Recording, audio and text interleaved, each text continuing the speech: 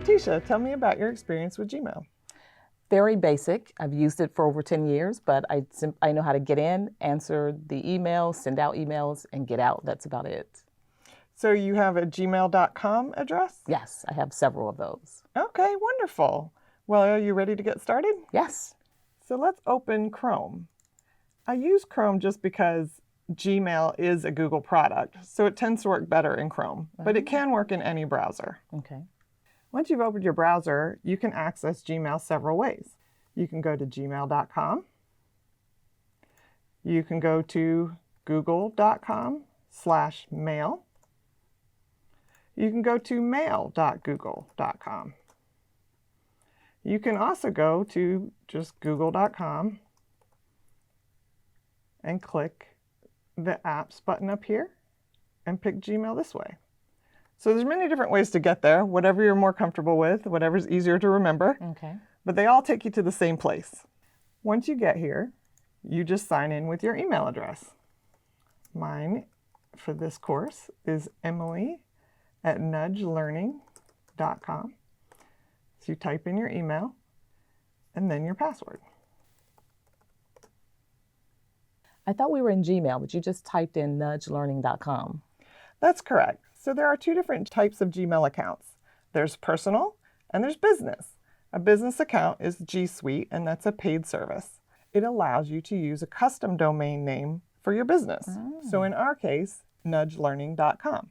However, the interface is the same for both types of accounts. So whether you're using it for personal or for business, the content that we cover will be the same. Okay. So let's just look through the interface and discuss what we're seeing on the screen. So this area contains all of the messages that you receive. It's the primary section of Gmail. Above it are action buttons that allow you to take action on those messages that you receive. As you can see, there's not very many buttons available in this view, but as soon as you select a message or two or three, you'll see several more action items available. And we'll cover these in more detail in a later part of the course. Okay. To the left, you have your Compose button, which is where you click to create a new message that you want to send. And you have labels underneath of it. This is a good way to organize your messages and be able to find them quickly. Below that, you see Meet and Chat. Hey, I've never seen Meet in my Gmail.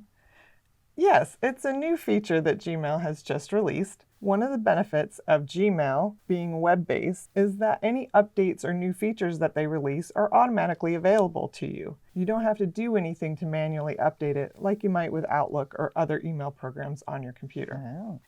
Meet and Hangouts, which is the section that's below it, are both ways to do video, chat, and phone calls.